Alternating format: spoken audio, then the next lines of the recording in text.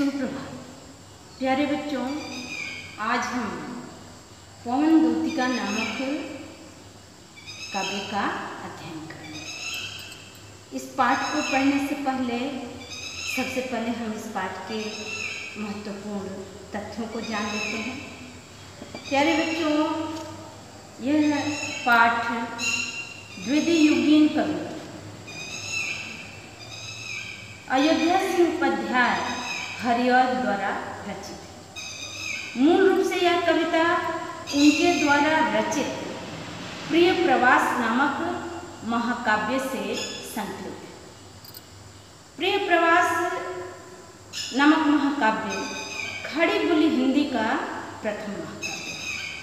प्यारे बच्चों, जैसा कि आप पहले से भी जानते हैं, मैंने बताया था फर्स्ट ईयर में कि जो महाकाव्य होते हैं वो प्रबंध काव्य होते हैं और महाकाव्य में अनेक अध्याय होते हैं। उनके अध्यायों को हम सर्ग कहते हैं। बहुत जगह इसे समय भी कहा जाता है। जैसे जो पृथ्वीराज रासो है, वो भी प्राचीन हिंदी का प्राचीन महाकाव्य है। उसके जो अध्याय हैं वो समय के नाम से जाने जाते हैं। तो इस प्रिय प्रवास नामक महाकाव्य में कुल 17 सर्ग हैं। इसकी रचना हरिऔध जी ने 1909 से लेकर के 1913 के बीच में इसकी रचना की। बिल्कुल शुद्ध साहित्यिक खड़ी हिंदी में रचा गया है। यह एक विरह काव्य है, यानी इसमें जो मुख्य रस है वो योग श्रृंगार रस है। प्रिय प्रवास की जो कथा वस्तु है वो श्रीमद् भागवत के 10वें स्कंद से लिया गया है, जिसमें श्री कृष्ण के जन्म से लेकर के उनके मथुरा प्रवास और वापसी का वर्णन है। देखिए, इसमें कवि ने थोड़ा सा युग के अनुरूप परिवर्तन किया। कवि ने इसमें श्री कृष्ण को ब्रह्म के रूप में न दर्शाया। श्री कृष्ण इसमें भी पूजनीय हैं, आदरणीय हैं, लेकिन ब्रह्म के रूप में नहीं, बल्कि एक महामानव के रूप में, एक महापुरुष के रूप में पूजनीय है। इसके पूर्व यानी आधुनिक काल से पूर्व रीतिकालीन काव्य हों या भक्तिकालीन काव्य हों, उसमें श्री कृष्ण ब्रह्म के रूप में, ईश्वर के रूप में उनके रूप को दर्शाया है कवियों ने, या उन्हें दिव्य और अलौकिक गुणों से युक्त दर्शाया है और इस तरह से उन्हें पूजनीय माना है। लेकिन इसमें कवि ने श्री कृष्ण को एक महापुरुष, एक महामानव के रूप में दर्शाया है, जो आधुनिक युग के लोगों के लिए जो है, या आधुनिक युग के व्यक्तियों के लिए प्रेरणा के स्रोत बन सके। तो इस तरह से इस महाकाव्य के जो मुख्य रूप से नायक और नायिका हैं वो राधा और नायक श्री कृष्ण हैं, नायिका जो है राधिका हैं। जितने भी आधुनिक कालीन कवि हुए, सबने महाकाव्य, अधिकांश ने महाकाव्य लिखे। सबने उन्हीं परंपरागत चरित्रों को रखा जो पौराणिक चरित्र हैं, चाहे राम हो, कृष्ण हो, सत्य हरिश्चंद्र हो, सबने उन्हीं पौराणिक चरित्रों को रखा। लेकिन सबके जो रूप हैं वो परंपरागत रूपों से बिल्कुल भिन्न हैं। एक अलग रूप में, एक नवीन रूप में उन्होंने दर्शाया है आधुनिक कवियों ने। इस जो पवन दूतिका है, इस पवन दूतिका की जो नायिका हैं वो है राधिका। और ये पवन दूतिका जो कविता है, इसी प्रिय प्रवास नामक महाकाव्य के 6ठे सर्ग से लिया गया है इसका कथानक। तो इस कविता की जो नायिका है राधिका को कवि ने इसमें एक लोक सेविका के रूप में दर्शाया है, जो उनके परंपरागत स्वरूप से बिल्कुल भिन्न है। इसमें कवि ने नायिका को एक विरहिणी या प्रेमातुर नायिका के रूप में ही राधिका को नहीं दर्शाया है, बल्कि राधिका एक आदर्श भारतीय नारी के रूप में है और उनके जीवन का लक्ष्य ही है लोक सेवा और कर्तव्य निष्ठा। वो दूसरों के पीड़ा में अपनी पीड़ा का अनुभव करते हैं और हर संभव दूसरों की पीड़ा को हरने के लिए प्रयास करती हैं। राधिका का जो आदर्श रूप है उसमें कोमलता है, भावुकता है, दया है, करुणा है और सेवा आदि के भाव भरे हुए हैं। पवन दूत के अंतर्गत कवि ने राधा के इन्हीं उदात्त भावनाओं का चित्रण किया है और हम देखेंगे कि राधा का जो प्रेम है बिल्कुल भावनाजन्य है और उसमें कहीं भी स्थूल मानसिकता दिखाई नहीं देती है, यानी बिल्कुल लेस मात्र भी मानसिक प्रेम दिखाई नहीं देता है। राधा एक आदर्श भारतीय नारी के रूप में है, उनका प्रेम विशुद्ध है और उसमें समर्पण का भाव दिखाई देता है, जिसमें वो अपने प्रियतम के चरण रज के स्पर्श मात्र से ही स्वयं को धन्य कर लेना चाहती है। अगर इसकी कला पक्ष की बात करें इस कविता की, तो कला पक्ष की दृष्टि से यह प्रबंधात्मक शैली में लिखा गया है। भाषा इसकी बिल्कुल शुद्ध साहित्यिक खड़ी बोली है। मंदाक्रांता छंद का प्रयोग किया गया है। प्रसाद एवं माधुर्य गुणों का प्रयोग है। आमतौर पे अभिधा शब्द शक्तियाँ हैं, लक्षणा शब्द शक्तियाँ भी हैं। मुख्य अलंकारों में मानवीकरण है, उपमा है, पुनरुक्ति प्रकाश अलंकार है, अनुप्रास है, अंत्यानुप्रास और रूपक का भी प्रयोग किया गया है। अब अगले वीडियो में हम इस कविता के भाव को, इसकी व्याख्या को देखेंगे और इससे संबंधित प्रश्नों को जानेंगे।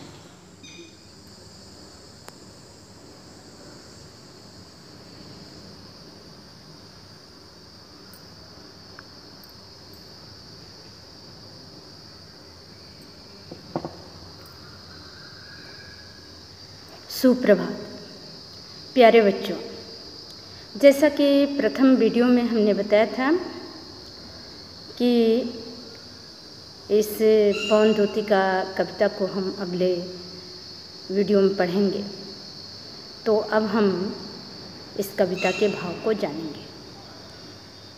सबसे पहले हम इसके प्रसंग को जान लेते हैं। यह जो पवन दूती का कविता है, इसमें राधा के विरह वर्णन की एक मार्मिक व्यंजना प्रस्तुत की है कवि ने। जैसा कि मैंने पहले बताया था कि इस कविता की जो नायिका हैं वो राधिका हैं। प्रसंग उस समय का है जब श्री कृष्ण, जैसा कि आप जानते हैं कि श्री कृष्ण बचपन में बाबा नंद और माँ यशोदा के पास पले बढ़े ब्रज में, गोकुल में, और पुनः मथुरा के राजा कंस द्वारा बुलाए जाने पर वो मथुरा चले जाते हैं। तो ब्रज से मथुरा जाने के बाद जो समस्त ब्रजवासी थे, श्री कृष्ण के प्रेम, उनके विरह में अत्यंत व्याकुल थे, सभी व्यथित थे। राधिका श्री कृष्ण की प्रियतमा हैं, तो जाहिर सी बात है उनका विरह भी उसी तरह से जो है उत्कृष्ट होगा, या वो विरह से ज़्यादा पीड़ित हैं। तो इसमें राधिका के विरह की एक मार्मिक व्यंजना प्रस्तुत की है कवि ने। जैसा कि मैंने पहले भी बताया था कि इसमें राधिका को कवि ने लोक सेविका के रूप में भी दर्शाया है, यानी मूल रूप से राधिका का जो रूप है वो एक लोक सेविका के रूप में है। संस्कृत काव्य परंपरा के अनुसार, यानी संस्कृत में बहुत से ऐसे ग्रंथ लिखे गए हैं जिसमें जैसे मेघदूतम है, तो उसी संस्कृत काव्य परंपरा के अनुसार भी राधा ने भी पवन को भी एक दूती के रूप में, एक संदेश वाहिका के रूप में चुना है, या उसे अपनी सखी बना करके जो है श्री कृष्ण के पास भेजती हैं कि हे प्रातःकाल की पवन, तुम मेरी व्यथा को देख रही हो, समझ रही हो, इसलिए तुम मेरी पीड़ा को जा कर के मेरे प्रिय श्री कृष्ण को बता दो। तो उसी संस्कृत काव्यों में प्रणीत जो परंपरा है, उसी परंपरा के अनुरूप राधिका ने भी पवन को भी अपनी दूती के रूप में, अपनी संदेश वाहिका के रूप में चुना है। राधा का जो उदात्त स्वरूप है वो इसमें दिखाई देता है। उनके चरित्र में यह दिखाया है कवि ने कि वो जगत की पीड़ा में अपनी पीड़ा की अनुभूति करती हैं, या दूसरों को दुखी देख करके वो पहले सोचती हैं कि इनकी पीड़ा को हरा जाए, इनके दुख को दूर किया जाए, फिर अपनी पीड़ा के बारे में सोचती हैं। तो अब हम इसके भाव को देखते हैं। देखिए, जैसा कि पहले भी बताया था कि इसमें कवि ने मंदाक्रांता छंद का प्रयोग किया है। भाषा बिल्कुल शुद्ध साहित्यिक खड़ी बोली है और रस की दृष्टि से वियोग श्रृंगार रस है। अब इसके भाव को देखते हैं। बैठी खिन्नायक दिवस वे गेह में थी अकेली, आके आंसू दृग युगल में थे धरा को भिगोते। आई धीरे इस सदन में पुष्प सदगंध खोले, प्रातः वाली सुपवन इसी काल वातायनों से। संतापों को विपुल बढ़ता देख के दुखिता हूँ, धीरे बोली सदुख उससे श्रीमती राधिकायूं। प्यारी प्रातः पवन क्यों मुझे है सताती, क्या तू भी है कलुषित हुई काल की क्रूरता से। बैठी खिन्नायक दिवस वे गेह में थी अकेली, कि राधा एक दिन अपने घर में अकेली ही बैठी हुई हैं और वो श्री कृष्ण को याद करते हुए श्री कृष्ण के विरह में अकेले बैठी हैं। गेह का अर्थ है घर, भवन। वे अपने घर में अकेले ही बैठी हुई हैं। उनके दोनों नेत्रों से आंसू बह रहे हैं। आके आंसू दृग युगल में थे धरा को भिगोते। उनको दोनों नेत्रों से ही आंसू निकल रहे हैं। आई धीरे इस सदन में पुष्प सदगंध कोले। प्रातःकाल का समय है। राधिका अपने घर में अकेली बैठी हुई है। श्री कृष्ण के वियोग में उनके आंखों से आंसू निकल रहे हैं और जिस जगह पर वो बैठी हैं अश्रुओं की धारा से वो जगह थे धरा को भिगोते। धरा यानी पृथ्वी, वह जो जगह है वो धरती है, वो भीग गई। ठीक उसी समय आई धीरे इस सदन में पुष्प सदगंध कोले, प्रातः वाली सुपवन इसी काल वातायनों से। यहाँ जो वातायन शब्द है इसका अर्थ है झरोखा, खिड़की। उसी समय झरोखों से या खिड़कियों से प्रातःकाल की शीतल सुगंधित वायु उनके घर में प्रविष्ट होती है। तो संतापों को विपुल बढ़ता देख के दुखिता हो। जैसा कि आप जानते हैं कि वियोग श्रृंगार रस में वे सारी चीज़ें, वे सारी स्थितियाँ जो संयोग की स्थिति में सुखद होती हैं, सुखदायी होती हैं, आनंददायी होती हैं, वियोग की दशा में वे सारी दुखदायी हो जाती हैं। तो प्रातःकाल की शीतल सुगंधित वायु जो कि तन मन को प्रसन्न करती है, आह्लादित करती है, लेकिन वियोग की दशा में ये प्रेमी जन के विरह को, उनकी व्यथा को बढ़ा देती है। इसीलिए राधिका अपने संताप को बढ़ता हुआ देख करके, अपनी विरह की पीड़ा को बढ़ता देख करके कहती हैं कि संतापों को विपुल बढ़ता देख के दुखिता हो। वो दुखी होकर के कहती हैं। अब बड़े धीरे से वो प्रातःकाल की पवन से कहती हैं कि प्यारी प्रातः पवन क्यों मुझे है सताती, कि हे प्रातःकाल की पवन तू मेरी पीड़ा को क्यों बढ़ा रही है। क्या तू भी है कलुषित हुई काल की क्रूरता से, क्या तू भी समय के साथ साथ क्रूर हो गई है। या समय के साथ साथ तू भी जो है बदल गई है कि मेरी व्यथा को और अधिक बढ़ा रही है।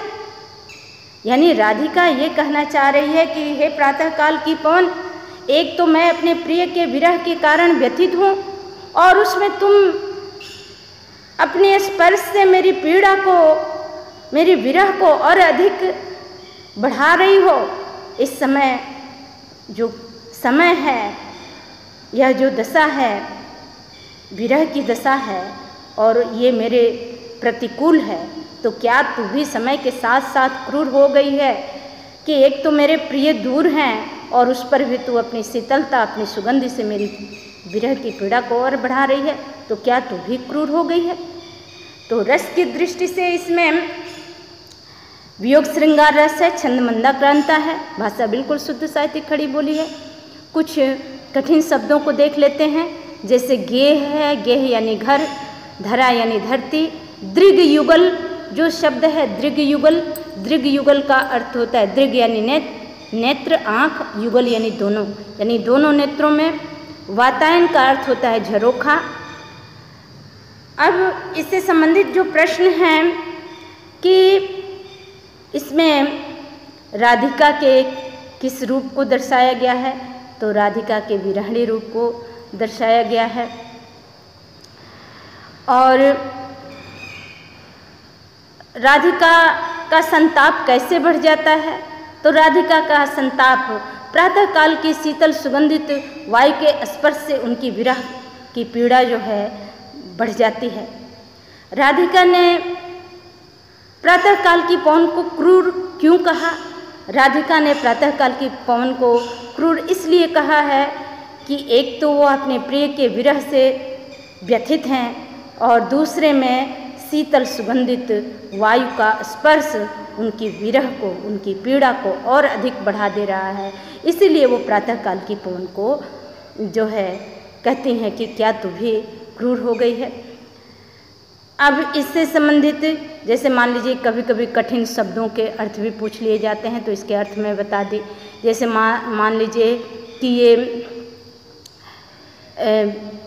दृग शब्द है, पूछ लिया जाए कि दृग शब्द का आप पर्यायवाची बताइए। दृग यानी नेत्र, आँख, नयन, चक्षु, ये सब नेत्र के पर्यायवाची हैं।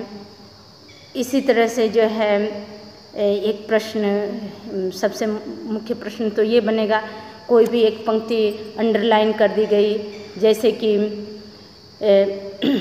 आई धीरे इस सदन में पुष्प सदगंध कोले प्रातः वाली सुपवन इसी काल वातायनों से। और मान लीजिए इसी पंक्ति को अंडरलाइन कर दिया गया और इसमें पूछा, इसकी व्याख्या पूछ ली गई, तो आप बताएंगे कि राधा प्रातःकाल में अकेले अपने भवन में बैठी हुई हैं और उसी समय प्रातःकाल की शीतल सुगंधित पवन झरोखों से उनके घर में प्रविष्ट होती है। और फिर एक और प्रश्न जो सबसे महत्वपूर्ण है, जो कि प्रत्येक गद्य खंड या पद्य खंड में पूछा जाता है कि प्रस्तुत पद्यांश के कवि या रचनाकार का नाम लिखिए और पद्यांश का शीर्षक का नाम लिखिए। या ये भी पूछा जा सकता है कि प्रस्तुत पद्यांश का संदर्भ लिखे। तो प्रस्तुत पद्यांश हमारी पाठ्य पुस्तक हिंदी में काव्यखंड के अंतर्गत पवन दूतिका नामक कविता से लिया गया है, जो कि हरिऔध द्वारा रचित प्रिय प्रवास नामक महाकाव्य के छठे सर्ग से संकलित है। इतना आप लिखेंगे। अब आगे के जो 2 छंद हैं, उन छंदों का हम अगले वीडियो में